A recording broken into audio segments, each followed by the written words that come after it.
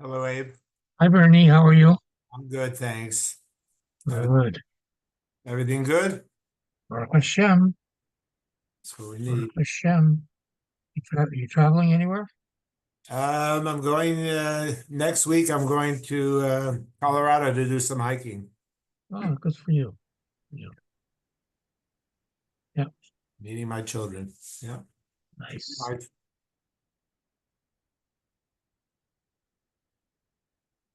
And yourself? You get to travel a bit? We're going to Israel on Sunday. How the flights go? Well, El Al's going. So far they're going. Yeah. Right.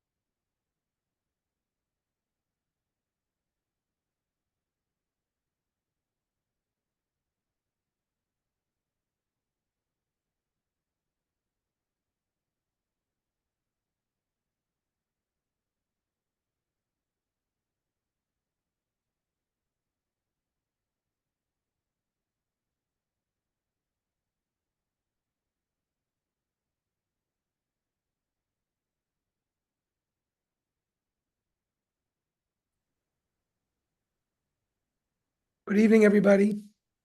Hello. Let the forces gather. I gotta go get my safer. 1 second.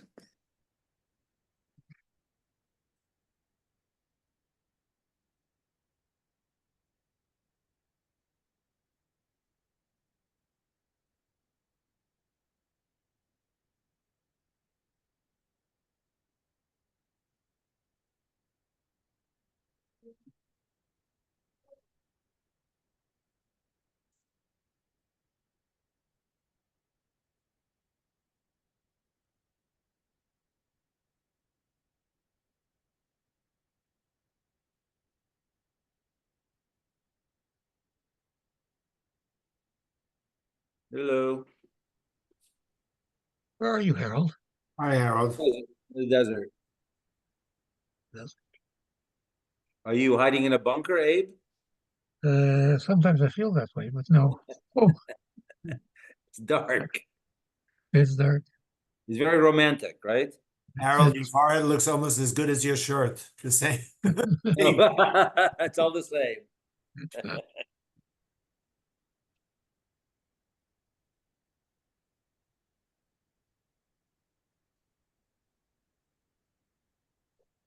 Hi, everyone. Welcome back. Thank you. Happy post Tisha B'Av. Mhm.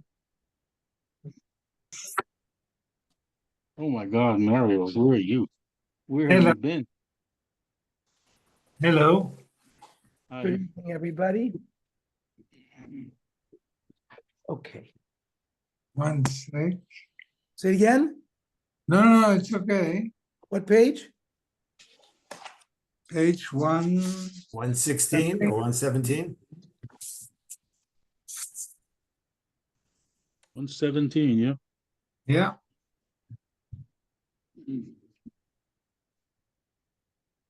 We're dealing with the issue of when you're not at home.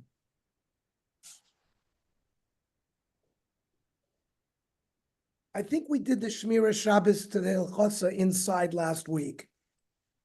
So let's review that. According to Shmira Shabbos, we're on 117.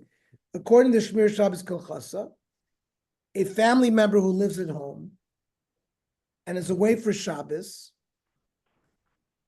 need not light candles at all, even if they have their own room. If one can see in the room, even using electric lights from outside of the hallway, and if someone else lights in the place that they eat, wherever he's a guest. This is different than the case of the Mordechai Shulchan Aruch and the Mishnah above, where one must light candles with a bracha if the guest has his own room, since in those times, there was not usually any visible light in that room.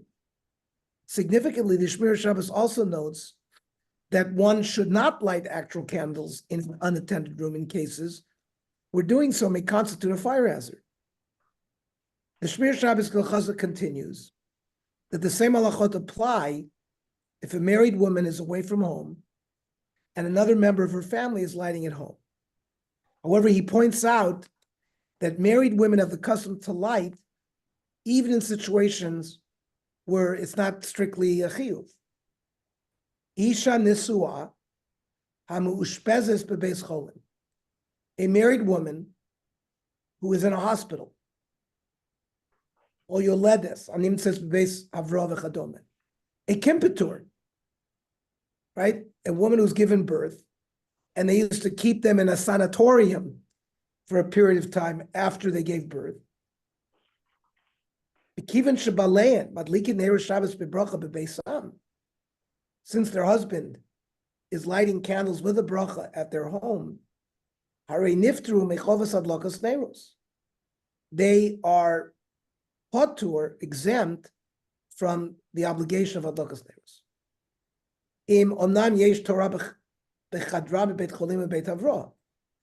As long as she has light in her room in the hospital or in the kimpetorium, or there's light coming in from the outside.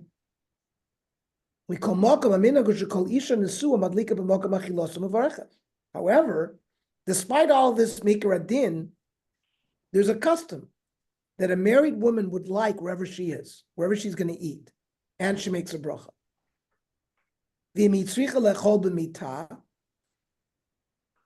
She's a hospital patient in a hospital bed. And she lights next to her bed. She should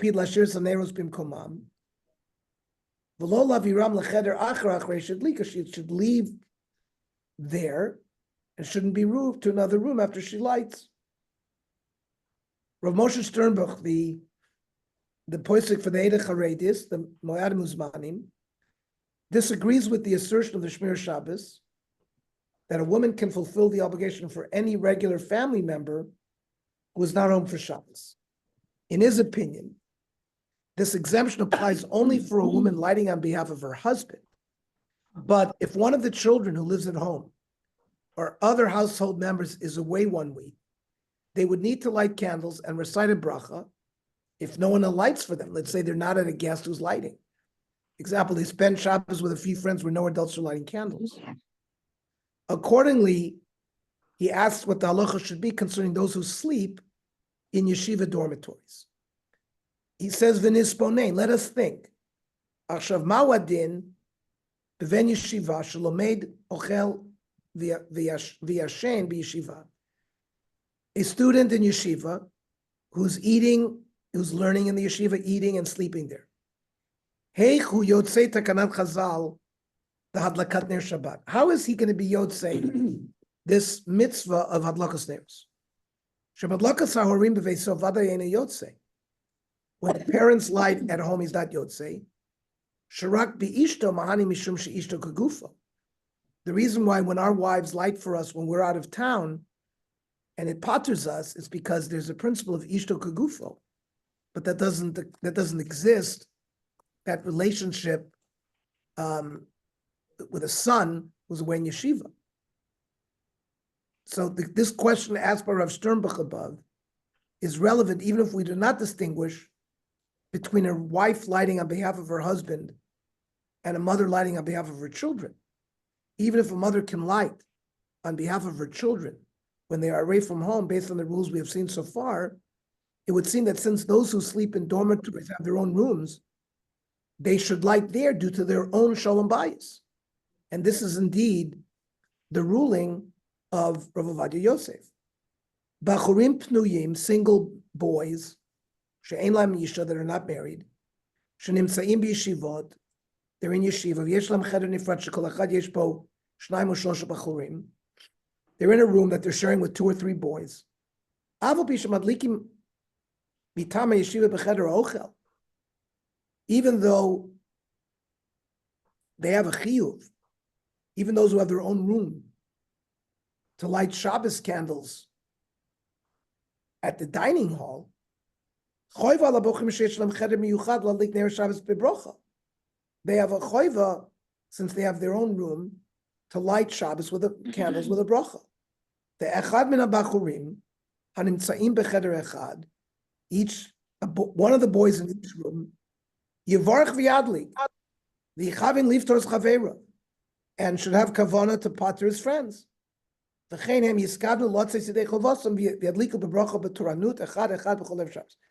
should rotate each one lighting candles a different week.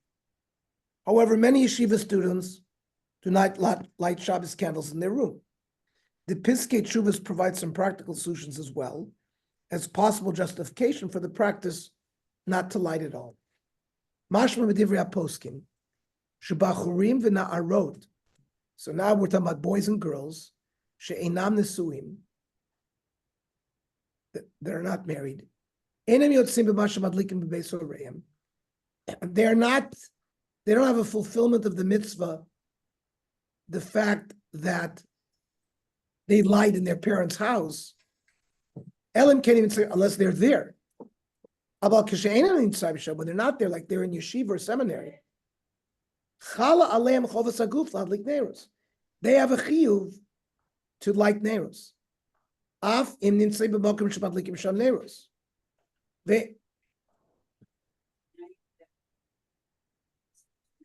Even if they're in a yeshiva where people are lighting candles, like in the dining hall. This is not similar to a married man who is visiting someone where they're lighting candles. He doesn't have to give a penny or money to the guy's lighting because he's already yotze with his wife's lighting. So we're at page 119. 560. V'yesha sovrim, shebachrim v'narot animtzim b'kviyot b'beit horeihem, single boys and girls that are at home with their parents, yotzim midei chovas ne'er Shabbos madlokas ima. Their mother is yotze for them. Afim derech haroy nimtzim chutz habayis, even if occasionally they're outside the house. V'rakim nimtzim tkufat aruchot b'yeshiva, only if they're in a dormitory for a long period of time, then then their mother's lighting doesn't help them. So therefore, says the Piskei Teshuvah, in our yeshivas, or dormitories for women at the seminaries,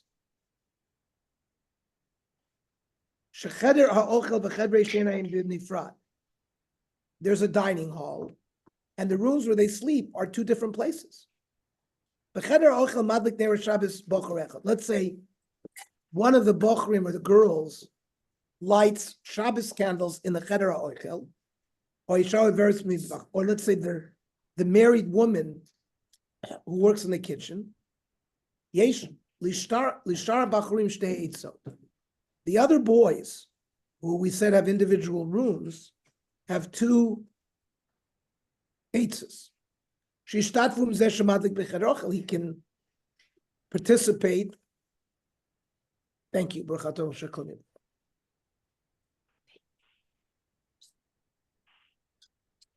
He can participate in the purchase of the candles. The guy who's one of the yeshiva students who's lighting candles in the cheder ha'ochel has to buy the candles, so the students can give him money.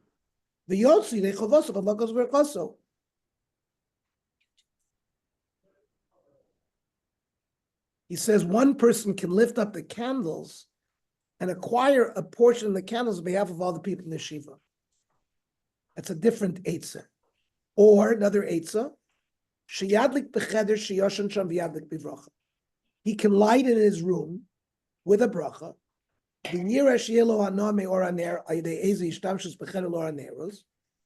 He should read with the candlelight. He should have some benefit from the candlelight.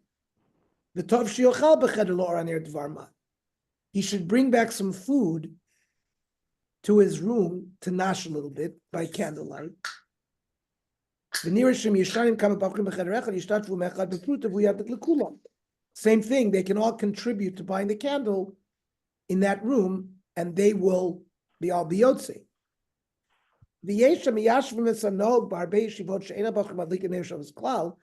Some justify the practice of yeshiva bachrim not lighting at all. Habachurim shesmuchim al shulchan balabayis shel yeshiva. They are sort of relying, whoever owns the yeshiva. The kivin shemitam balabayis madlikim b'cheder ochel shel yeshiva. The lighting of the candles in the cheder ochel is basically the balabais of the yeshiva doing that.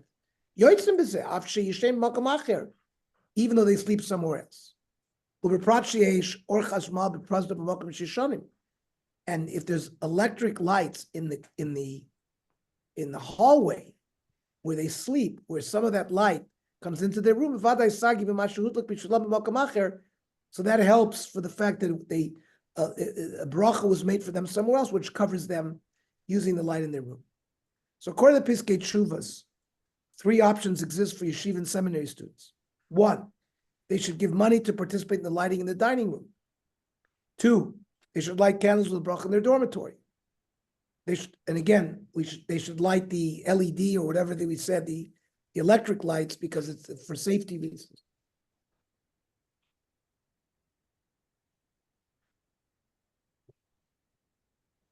Three, they should rely on the lighting in the dining room, even without giving money, as if they are part of the family of those lighting there, and make sure there's some light in their room. This third option is the prevalent custom in most places, especially given the fact that lighting in dormitory rooms may constitute a fire hazard. Now, we light 18 minutes prior to Shkias HaChama. The Magen Avraham quotes a surprising ruling of Rav Meir ben Baruch HaLevi of Vienna, allowing one who did not light candles before sunset to ask a non-Jew to light on their behalf during Bein HaShmoshes. Bein HaShmoshes is the period of time between Shkias HaChama and Tzeis HaKerchavim. The halachic significance of Bein HaShmoshes is it's Sofek Yom, Sofek Laila. So it's a Sofek, whether it's Shabbos yet.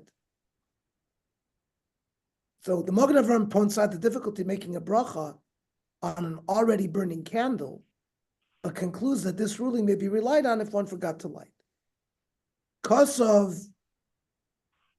Maharash, Rav Shalom of Neustadt, Kishiyesh Chuppah B'Erev Shabbos. People used to get married Erev Shabbos. Uma'achrim bo ad achar Shkias HaChama. And people would be delayed until after Shkia. Ve'a'ish ein rotze l'kabel Shabbos l'nei chuppah. And they didn't want to accept Shabbos prior to the wedding. Otomer la'akum la'adlik achar chuppah v'hi tivarach ad kan. So they can tell a goy to light, which is even after Shkia, and then she will make a bracha. Uvitamua, it's a wonder. The lo shaykh bracha b'dluka. A bracha should be made before the lighting.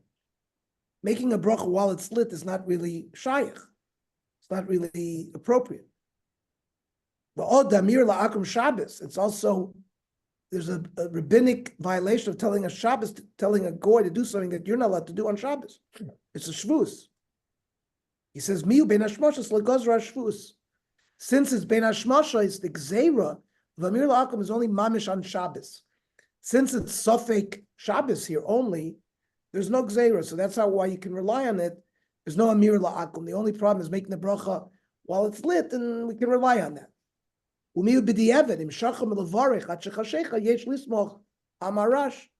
if you forgot to light, you can tell a non-Jew to light for you and make a bracha on it. Aside from the difficulty raised by the Mogen Avram, Rabbi Akiva Eiger questions how a Gentile can be one's agent for performing the mitzvah of lighting candles, right? The concept of shlichus. Shliach Adam Kamoso. I tell a person to be makadesh a woman for me, I can do it via shlichus, because it's as if he's taking my place. But there are certain requirements to be a shaliach. Number one, he has to be a bardas. So he has to be at least bar mitzvah. Can't be a katan. And l'chor, he has to be another Jew. A Gentile cannot serve as a shaliach if you're doing a ma'aseh mitzvah, like kiddushin, or here, where a shaliach is lighting a candle on your behalf. He suggests instead that one should light candles earlier, but make it tonight when lighting that one does not accept Shabbos yet, which we will discuss this later on about when we make the bracha before or after, how this all works. So Rabbi Akiva Eiger says if you're gonna be somewhere Shabbos afternoon, and you're not gonna get back. Friday afternoon. What did I say? Shabbos. Friday afternoon. And you're not going to get back in time, so light the candles early before you go. Make it tonight that you're not accepting Shabbos. Right? Lanias daiti gam al idich takona, the toimer lagoy la'adli kasha. He says to tell a goy to do it is keven dein shlichus l'nochri.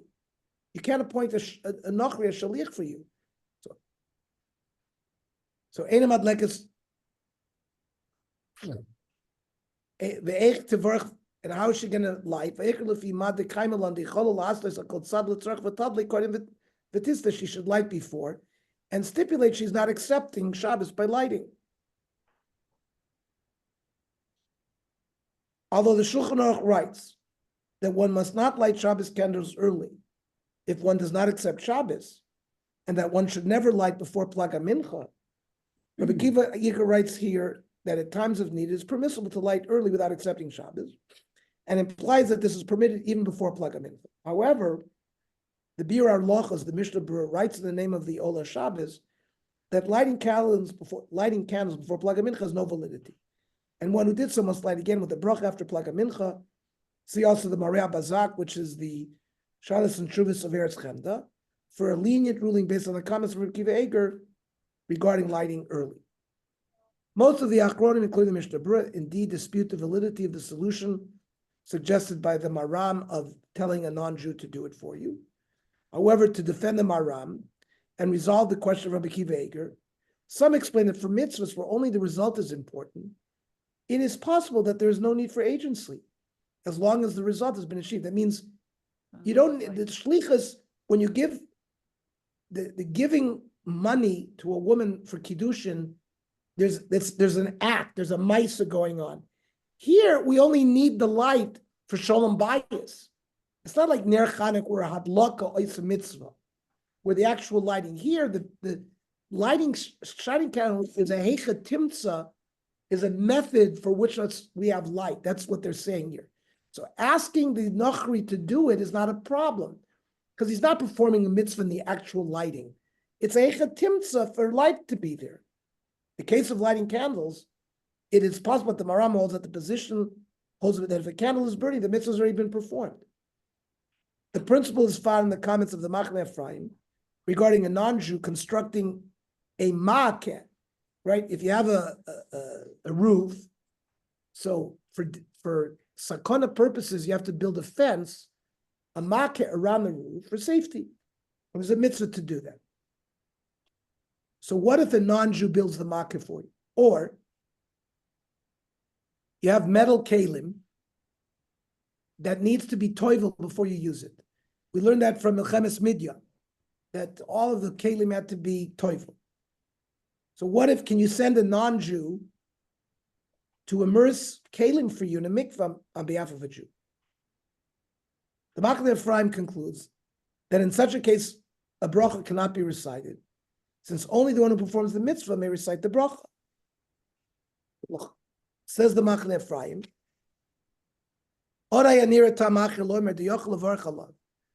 perhaps there's another reason why you by a makeh, if a non-Jew build it for you, you might be able to make a bracha. Normally, there's no agency. How does it work? Appointing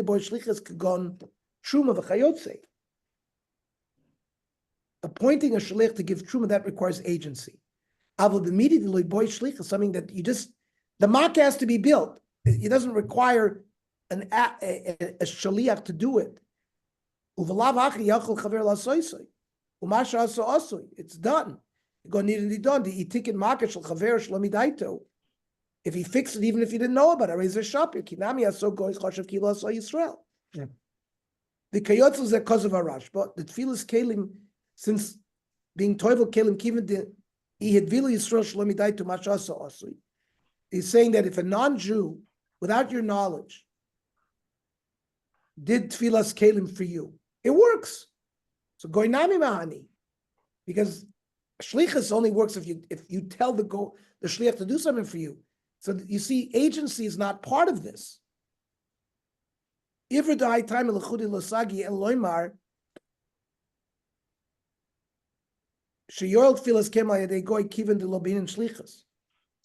only works. That's the tefillah works.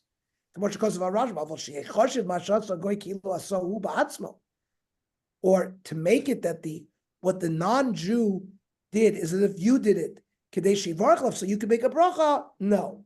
Even if your Jewish friend toiveled kelim for you on your behalf, nobody would say that you would make a bracha, since he didn't even know about it.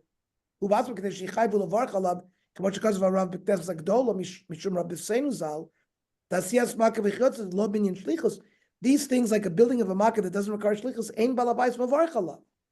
The owner does not make a bracha. If it was a Jewish fixer who fixed the makkah, he makes the bracha. Also, the one who fixes it is the one who performs the mitzvah. So in practice, contemporary poskim rule that one may ask a Gentile to light 2 Shabbos candles during Ben Hashmoshes, but without reciting a bracha. See Piskei Teshuvos and Shmir Shabbos Kilchasa. This accords with the opinion of the Maram, which some Achronim do accept, Shulchan Aruch, Rav and Das Torah, but with limitation of Rabbi Kiva Oger that one may not recite a bracha.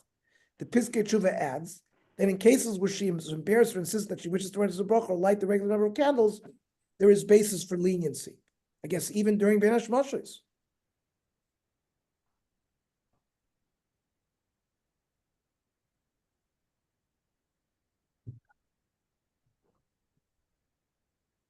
Page 123. Must one accept Shabbos by lighting? It means when you make adlakas neiros, either the wife, or if the wife's not home and the husband makes adlakas neiros, is there automatic acceptance of Shabbos with the act of lighting?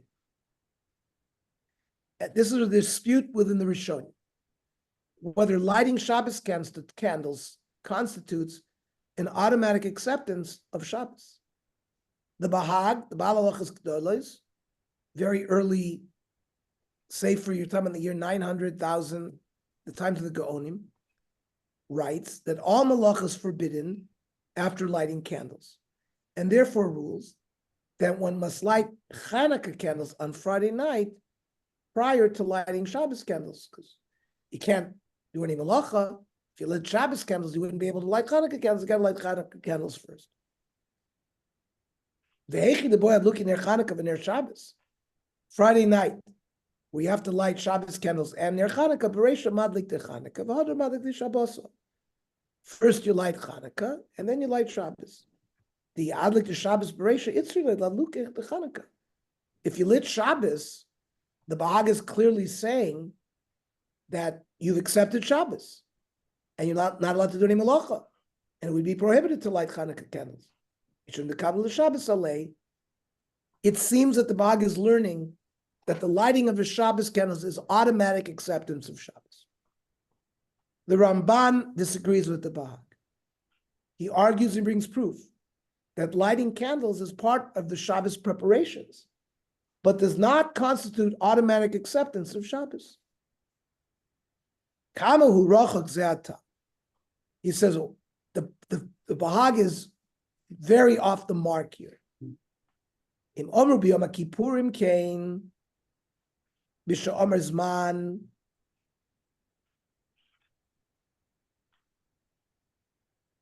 shemoisifim meichal ala kodesh. There is a concept of Yom Kippur, of Tosefes Yom Kippur, because it says me'erev ad erev b'tisha b'chodesh. Various sources for why there's a special chiyuv to be moisif meichal ala kodesh on Yom Kippur. And therefore, when you say shechianu, by women say shechianu when they light candles for Yom Kippur, there's acceptance of Yom Kippur. So the oichlin upoiskim ibad yom,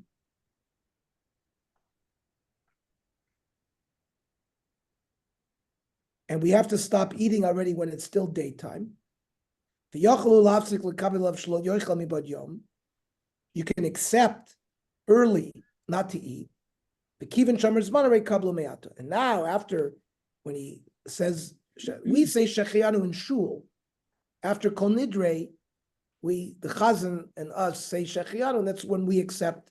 There's a Kabbalah at that point. And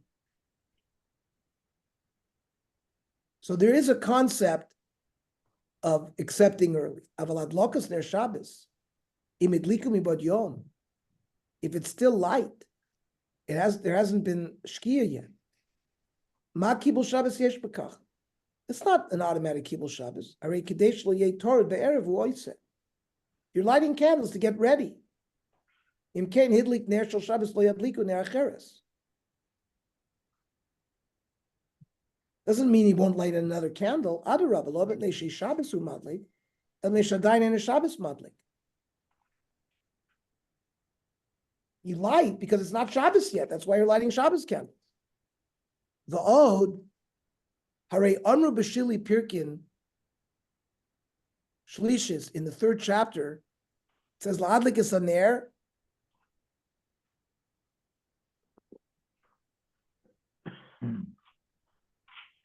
Okay, so they used to blow the shofar 3 times.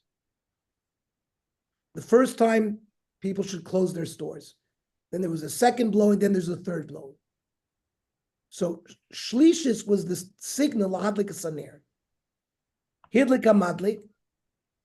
Now, if he lit, Vishoa Kadei Litzlos Dagkot, and he waited a period of time at which it takes to fry a small fish, or Kadei Ladbik Pat Betaner, or to stick a dough into the oven. Alma Basrad Lokas Saner, Mutter Litzlos Dakim. It's clear from that Gemara that you were permitted to do other malachos after you lit candles. So this is the Ramban's proof that lighting Shabbos candles isn't automatic acceptance of Shabbos. The kulavadim madliki uzman the kuli inshi udladloku basrachi man ladligufi madbik pas betaner. But so that got people who were lighting were still doing those malachos afterwards. The law of tkiya basraisa, there wasn't the last tkiya yet. Shmamina the kol kiyadav elad kabbalah uvishari. Ramban proves, therefore, that lighting candles is not automatic acceptance of Shabbos. The Gemara cites multiple brises that describe how 6 shofar blasts were traditionally blown before Shabbos to inform the people that they should cease their weekday activities. Those that hold one accept Shabbos upon lighting the candles would explain that those lighting candles may not roast fish or stick bread in the oven afterwards, as that would be explained by those who did not light candles. So maybe that activity could be done by someone who didn't light, but someone who had lit would not do that. That's how the Bahag would explain what the Ramban has a problem. How does the Shulchan Aruch paskin? The Shulchan Aruch quotes both views, as well as a dispute within the approach of the Bahag as to whether one can stipulate that he does not accept Shabbos when lighting the candles. The Ramah writes that the custom is to accept Shabbos through lighting the candles. But stipulating not to accept Shabbos is effective. So says the Shulchan Aruch, lebahag, even sheidlik ner shel Shabbos, chalav Shabbos v'neser b'mlacha. It was cleared by the bahag that once you light candles, you've been makabel Shabbos. Ve'al pi zen noagos tzas noshim. Based on the bahag, some women have a custom.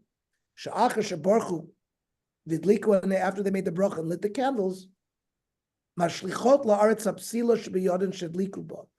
They throw on the ground the wick that they lit with. Ve'ein mechabes osan. They don't extinguish it. They let it extinguish on their own, because extinguishing is a malacha.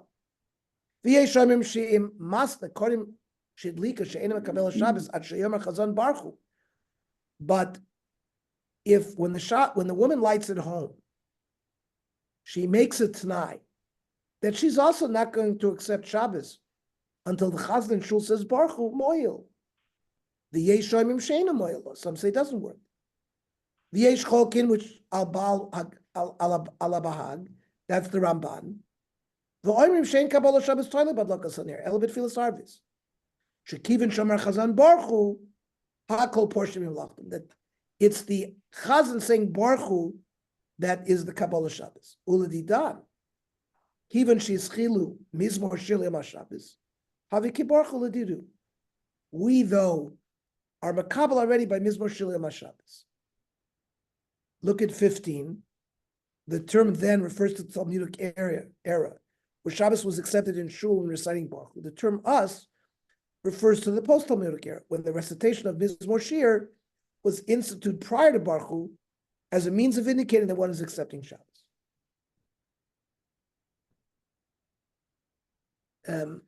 Yaakov Yellen and I, a few weeks ago, were in Prague in the Alt Neushul, which was the shul of the Maral, where they have a minhag to say Mizmor Shir Yom HaShabbos twice.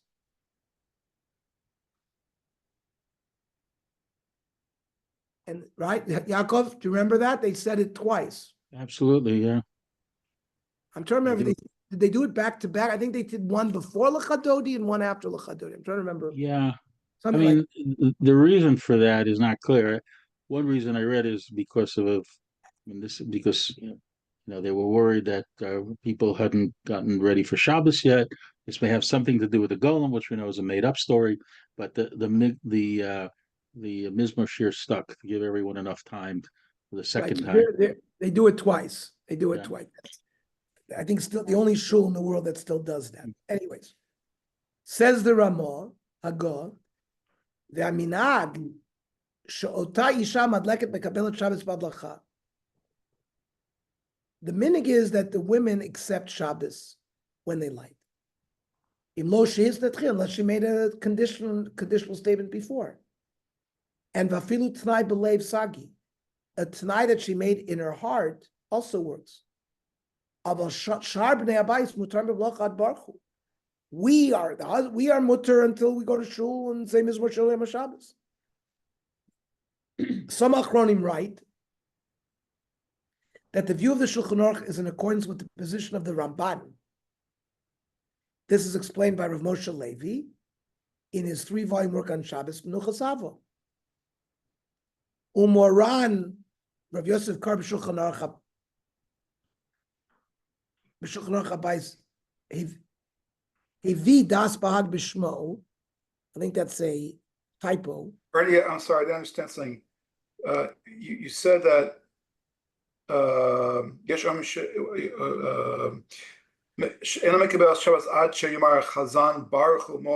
you said lechadodi, the Kabbalah Shabbos.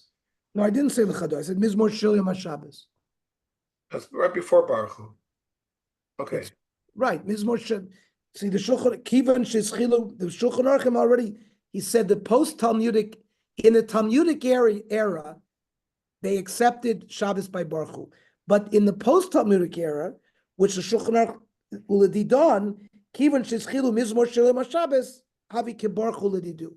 It's our mizmor shir was like their barchu, so we accept Shabbos by mizmor shir. Let's read the Menucha Sav. Mar b'shulchan aruch hevi das bag b'shmo v'sayim yesh cholkin al bahag l'fi haklal hamotzu b'yadenu. Now there are general rules. I mean, in every siman in Shulchan Aruch, he brings halacha, then he says v'yesh cholkin or v'yesh omrim. What is the rule for those of us who have to paskin shaylas? How do you follow that? U'lefi haklal hamotzu b'yadenu shekosev maran shtei deos b'loshen yesh. The general rule when he brings a yesh omrim or yesh cholkin is that he usually is following the second approach. Yotzei shedas Maran karamban v'siyato she'em mekablim Shabbos badloka. That the Shulchan Aruch himself is ruling, like the Ramban, that you don't automatically accept Shabbos with lighting. According to the Ramah, although one normally accepts Shabbos when lighting, one may stipulate not to. The Magen Avraham writes, since there is a dispute as to whether stipulation works, one should only rely on the solution when there is a need.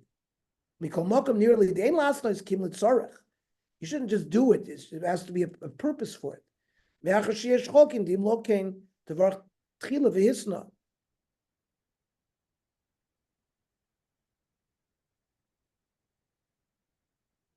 can always make the bracha first before lighting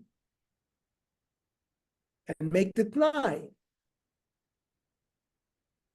Right? Because normally Ashkenazi custom is only to recite the bracha after we light.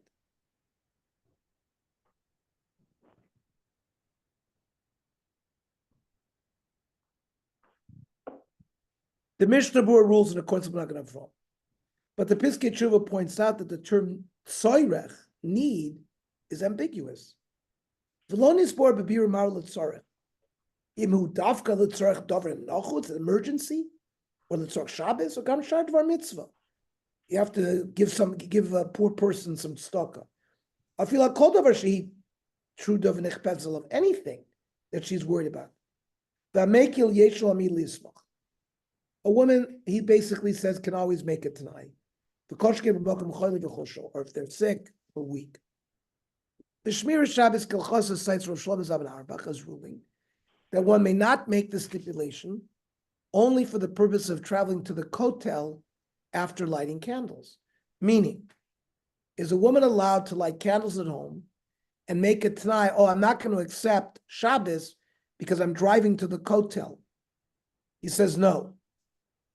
Shamati danasiya lekotel marvi lo nechsheves letzorech shemuter lelasos tonight. It's not enough of a reason to make it tonight. However, the Tzitz Lezer argues that traveling to the kotel is certainly considered a need. We saw above in source 22 that one may make the stipulation in order to attend a wedding after lighting candles. And traveling to the kotel is no less of a need. One who relies on this must keep in mind that according to many opinions, one cannot delay accepting Shabbos if one lights candles significantly before the regular time, close to Plag HaMincha, since the candles are only considered significant during the day if one accepts Shabbos while lighting them. So you would end up having to light very early and you have to accept Shabbos already. V'im kain, im alicha leize chuppah be'ir, sovrim ad-derech ha'chaim v'agon Rabbi Akiva Eiger shenikra zel etzorech. If going to a wedding, allowing a woman to light candles and make a conditional, make a tanai, shetuchal la'asnes alem, mikol shekain, kal v'chomer sheyesh lomer shalicha l'koisel mavon nikra l'tzorech. He argues that it's a kal v'chomer that you should be able to go to the koisel maravi. V'tuchal shaper la'asnes b'shum kach and make a tanai when she lights that she's not accepting Shabbos. Closer Shabbos for tzor lechas l'sham, shadena ina mekabel tzor Shabbos, but lechas never bayis, she can make such a tanai. One could argue that according to Tzitz Eliezer, a woman who wishes to attend shul on Friday night, but needs to ride in a car to get there, for example, the shul is located too far, should also be permitted to stipulate that she's not accepting Shabbos when lighting candles. For such a person, davening in shul may also be considered a sufficient need for leniency. But according to Rav Shlomo Zalman, she wouldn't be permitted to stipulate to that. The dispute mentioned earlier whether one must accept Shabbos when lighting candles has potential ramifications for the actual order of lighting. We usually recite brachos immediately before forming a mitzvah. We men, we hold the lulav with the esrog upside down. And then we make the bracha, oiver lasiyasin, which means prior to performing the mitzvah. And then we turn the esrog upside, the esrog right side up to then that actually is the netilas lulav. We make a bracha before we blow the shofar. The general rule is we make our brachas prior to performing the act. Many Rishonim write that the same applies to the bracha on lighting candles. However, the Ashkenazi custom, as recorded in the Ramah, is to light candles, lit them, and only recite the bracha afterwards. But our women do an act of close, right? They close their eyes as if they don't see it. And then they make the bracha, right? The candles, they light the candles, and then they close their eyes. And then to sort of, as if they made the bracha and then they're seeing the light.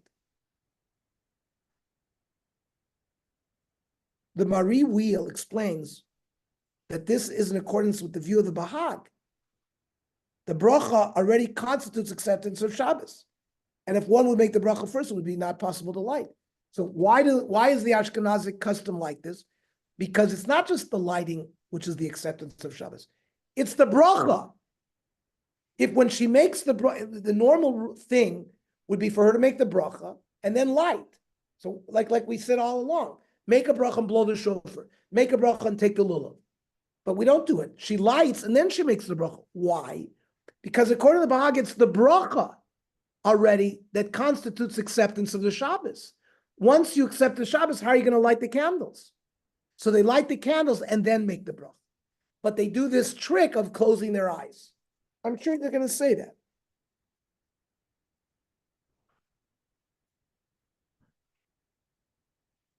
The Ramah mentions both customs of the reciting the bracha before lighting, reciting it after lighting, covering the candles in the meantime. The Ramah concludes that the Ashkenazi custom follows the second practice. Says the Marivail, mixes nashim noagim shemadlikin aneros va'achar kach mesimim yideihem prushos neged aneros. Some of the women light, then they spread their hands opposite the candles to cover them. And then they make the bracha. And then they remove their hands. What are they doing this with their hands? So as if they don't see the light. The Lord wrote to Levarech, Kodem Adlaka, they didn't want to make the bracha prior to the Adlaka because they might have accepted Shabbos already. Kibla Shabbos, they wouldn't be able to light. That's what the Mari Weil says, and that's the source of that. There's a nice biography. The Mariel, remember, is one of the early German Rishonim. He was the Rav in Nuremberg. We saw above that some understand that the ruling of the Shulchan Aruch is that one does not accept Shabbos by lighting the candles. According to this, it would seem that those who follow the rulings of Shulchan Aruch should say the bracha before lighting, as with other mitzvahs. However, even some Sephardic authorities, such as the Ben Ish Chai in the late 1800s, write in accordance with the view of the Bahag and Mari Weil. A woman accepts Shabbos with the hadlaka.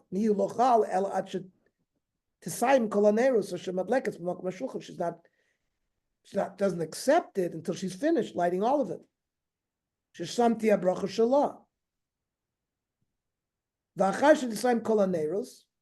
After she finishes lighting the katekov miyad, tizruk miyad she should drop the wick on the ground. V'taniach yada alei, she should cover her eyes. V'tatzu mineva tivarach tekev. Cover her eyes and make the bracha. Rav Yosef writes that this is a mistake, as according to Shulchan Aruch, lighting the candles does not constitute acceptance of Shabbos. Moreover, even according to the Bahag, he posits that Shabbos takes effect once the candles have been lit, not after reciting the bracha. For this reason, a bracha made after lighting the candles may even be considered a bracha in vain.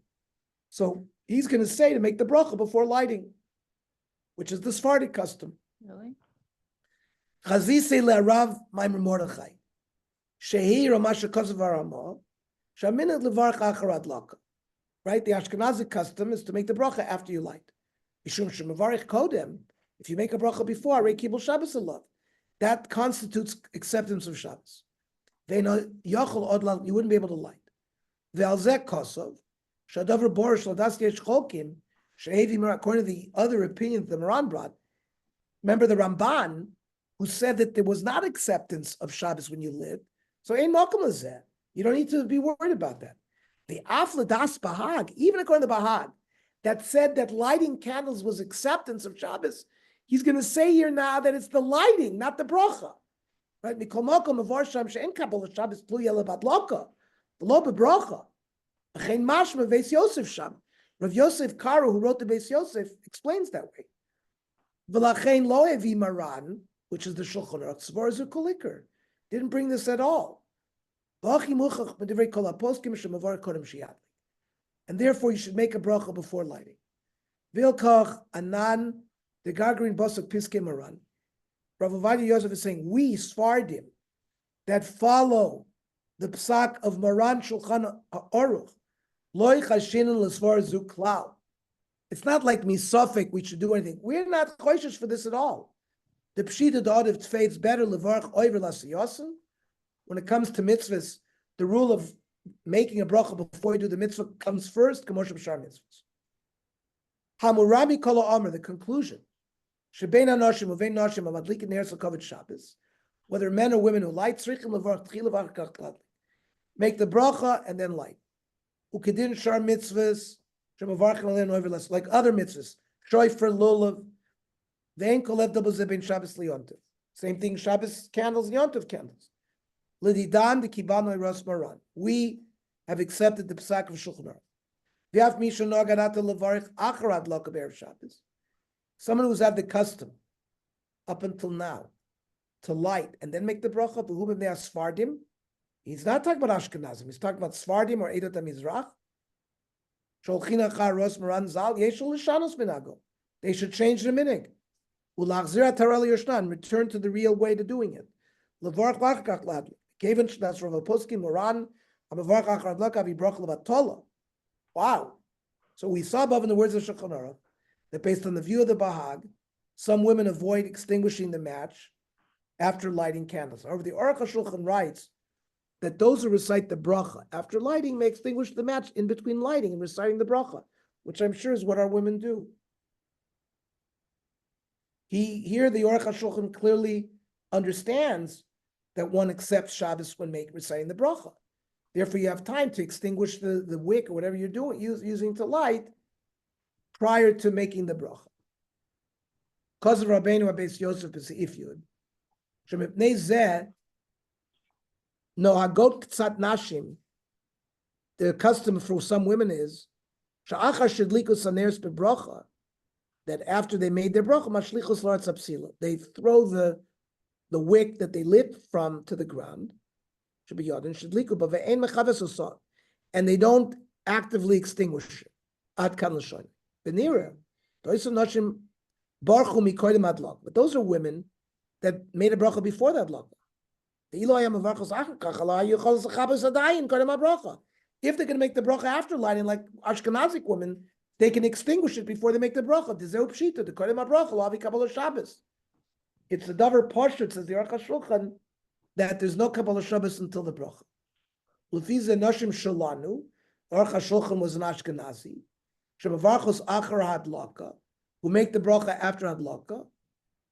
Shaper yicholos lechabos, they can extinguish. V'achar yivarchu chamadumini shekin aminig ve'en pikpu b'zeh. That's the Aruch HaShulchan. It's how our, that's traditionally how Ashkenazic women have done it. Let's learn the machshava, and I believe with that we've finished hadlakas, the dinim of hadlaka. Widespread custom from women to add special tefillos and supplications to Hashem after lighting candles before Shabbos, particularly about the spiritual well-being of their children. Rabbeinu Bachai already mentions this idea. Rabbeinu Bachai is a Rishon, writing that since lighting Shabbos candles is a mitzvah incumbent primarily upon women in the main, the time of lighting is an auspicious one for women to daven.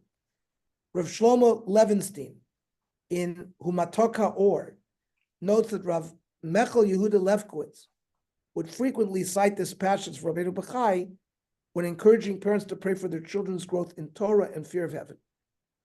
Says Rabbeinu Bachai in Shmos, V'od, Sha'isha Tovah hi siba l'Torah. A good woman is the cause of learning Torah.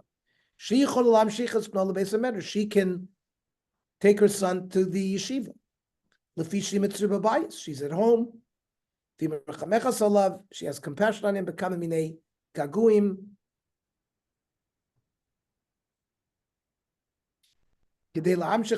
She can entice him to bring him to the yeshiva. And therefore, if he's connected to Torah when he's young, when he's older, he won't leave Torah.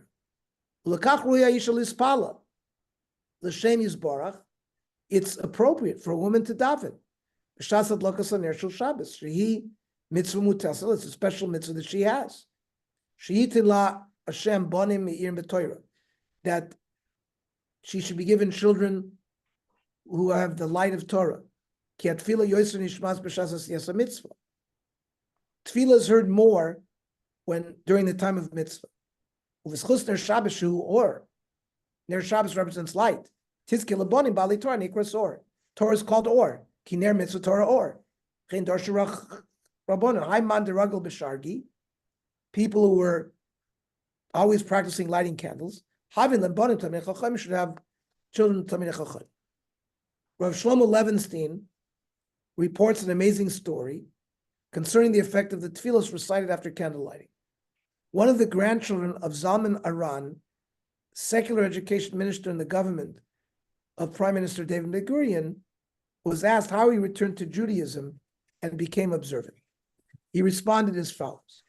Sabati hayta rechuka me'od mikiyum Torah mitzvahs. He says his grandmother was not from. Im zot al davar echad hikpida. The grandmother still did one mitzvah. She always lit candles Erev Shabbos. During that time, mothers prayed for their children. She would also daven. She would say Yiratzon, Shenichta Yelchu B'derech Shal. That Way of Ben Gurion. that he should follow in the path of Ben Gurion, of David Ben Gurion.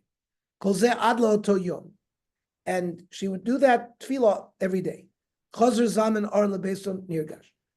And Zaman Aron would come home excited. The Siper lebnei besos achadashot. Rosh HaMemshala David Ben Gurion nifgash im HaChazon Ish. There was a famous meeting between Ben Gurion and Chazon Ish. At that time, I think there were 327 Kollel students that needed deferments from the army. You're talking about 1953, 1954 with the famous meeting. He needed those deferments. Ben Gurion Yatsa Migderu, Meirav Harachalish Yisocial Harav, Ulvanto Amuka. He praised the personality of the Chazon Ish and his insight. Shuva Shuvu Chozer v'Omar. If I hadn't seen him, I wouldn't believe that there are people like this who exist. And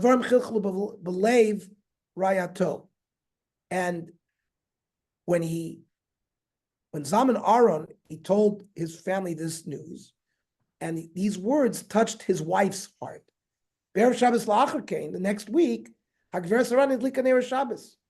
his wife lit candles. In Ben Gurion Kolkach Maritz Rav Karelitz. If Ben Gurion praised Rav Karelitz so much, Oti b'nechadim shilchu b'darko shel Rav Karelitz. So Miss Aran davened that her grandchildren should follow in the path of Rav Karelitz. At Nusachat, which is the Chazon Ish, at Nusachat Tefillah Zeh shechafra latzma, imshicha sabti l'zbogel chol Erev Shabbos, alav sheShabbos the grandmother didn't even, and she started using that nusach as well. And even though the grandmother didn't keep Shabbos, V'nei necha ra'ot et perot tefilata rabbi mitzatzev ani b'tocham. Shlomo Aran is a product of this grandmother who had prayed that her grandchildren would be like Rav Karelitz, and they are from Zachinu bir Hashem l'chazkel l'msor zavateinu l'mei Torah l'kayim mitzvahs. As the Gemara states, the tefillah recited will never return empty-handed. It will always have some effect or impact, even many ladies later. Many may the tefillah to recite on behalf of our family and children after lighting candles have the same impact that the tefillah of Miss Aran did not have on her grandchildren. Okay. Any comments, questions? Here I wrote.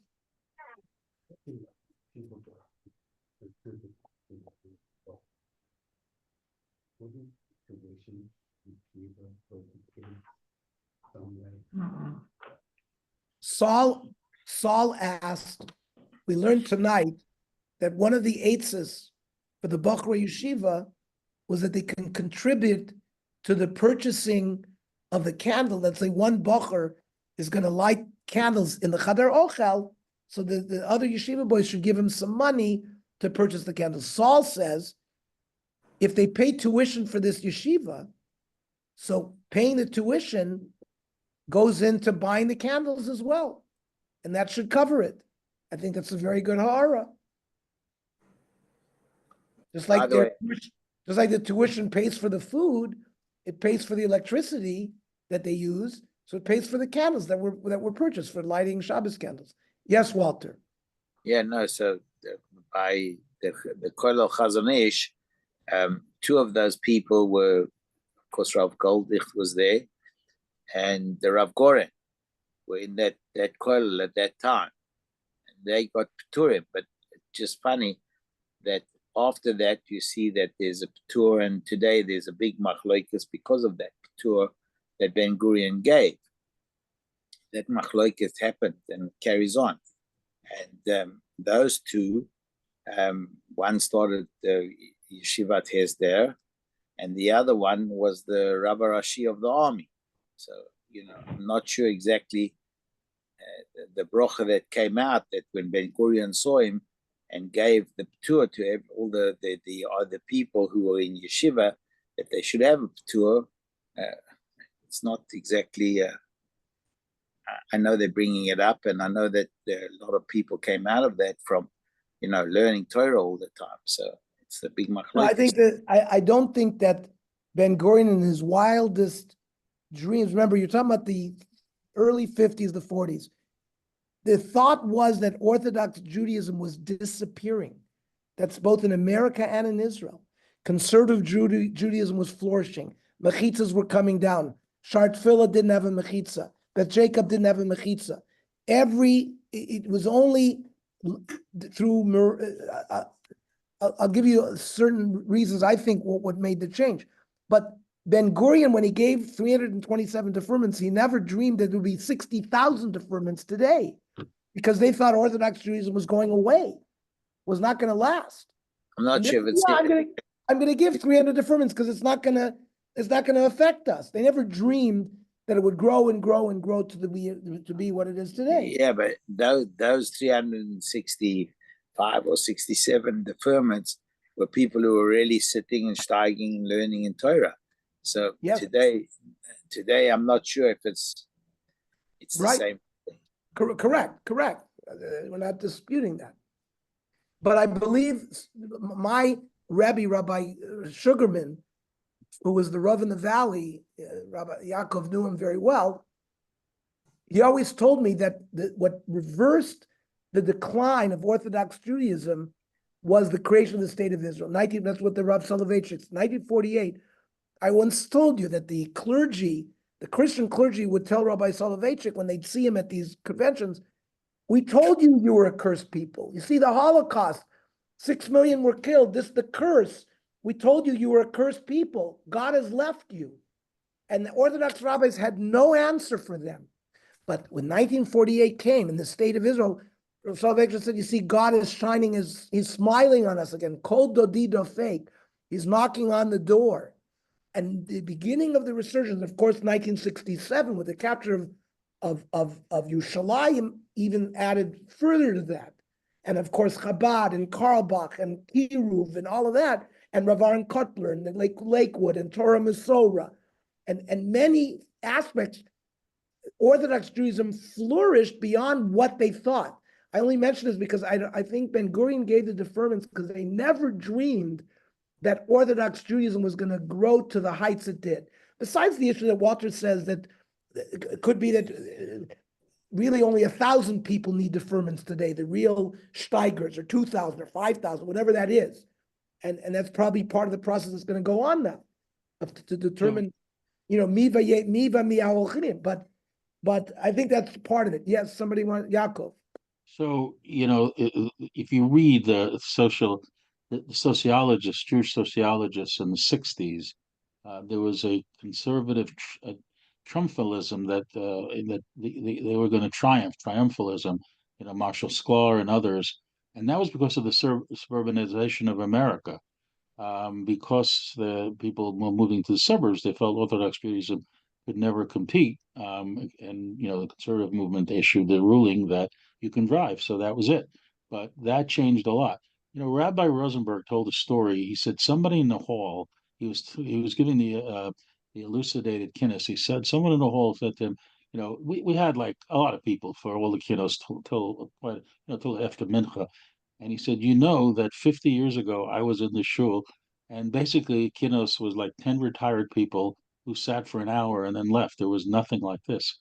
So, 50 years ago in Shaare Zedek, this is apparently what happened. And of course, that's all changed. It's an amazing story. The conservative movement is, it's getting its problems. They closed the Kenterial school. Their enrollment is way down. It's definitely all changed. Do you remember in the 60s, we were reading novels like Friday the Rabbi Slept Late? Yeah. You remember it was a series. Yeah. Rabbi Kimmelman was his name.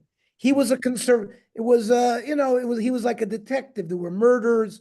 You remember it was called the rabbi, and he was a conservative rabbi. That was the standard. That was where Judaism was going. Anyways. Many rabbis had conservative pulpits at that time. That's where the growth was. Many YU rabbis, Orthodox rabbis. Orthodox Many Orthodox rabbis had conservative pulpits, which is very, very rare today, if it exists at all. I listened to a podcast from Mark Shapiro on a site called 1840.org. And he talked about this whole history with the rabbis that were leading the conservative movement, who were all frum, but as time went on, it slowly whittled away, and they couldn't even daven in the shul, and they couldn't even daven there anymore. But I'll tell you a very quick, interesting story. When I was a rabbi in San Jose, we had a conservative shul who had an Orthodox rabbi who had gone conservative. He wasn't just an Orthodox rabbi serving conservative pulpit. He had simply gone conservative. And he drove on Shabbos, and that bothered no one, because there was conservative shul. One day on Shabbos morning, he came to shul and the Sefer Torah was not in the Aron. Apparently, they had left it at an Oval's house, and they didn't have Sefer Torah on Shabbos morning. So the rabbi drove to the Oval's house and got the Sefer Torah, and that caused a scandal.